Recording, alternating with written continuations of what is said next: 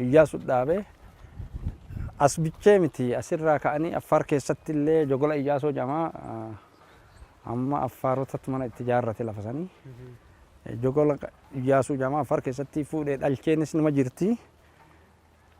Hin dhalchine asitti hin hafne intala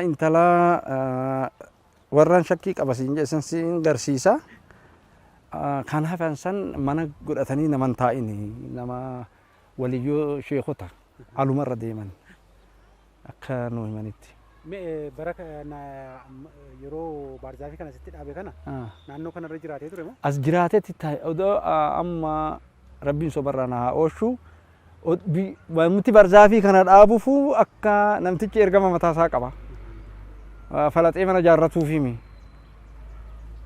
Ilmi kiyya illee yoo dhabame Baarzaafi makanallee maqaan haa yaaddatuu tahatti malaatti odoo ergama mataasaa qaba as jiraatettis ammaas biti tuni lafumti tun illee lafa ergama qabdutti nama yaaddisa jecha yoo dheerina allaalte.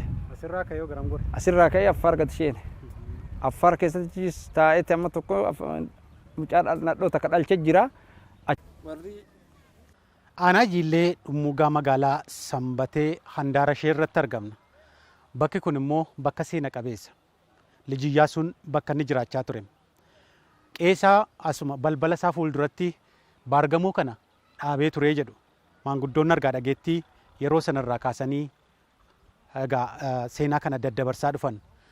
Akkaataa Baarzaafiin kun itti dhaabates yoo nutti himani Baarzaafii kana wanti inni dhaabeef falaxee mana ijaarrachuuf yookaan immoo tajaajila biraatiif akka ooluuf osoo hin taane yeroo sanatti yoon lubbuun turuu dhabaadhe illee baargamoon kun anaaf akka mucaa kootiitti namni mucaa koo godhe akka mucaa kootiitti ittiin nawaamaa jedhee akka inni baargamoo kana dhaabee ture maanguddoonni kan isaan dubbatan.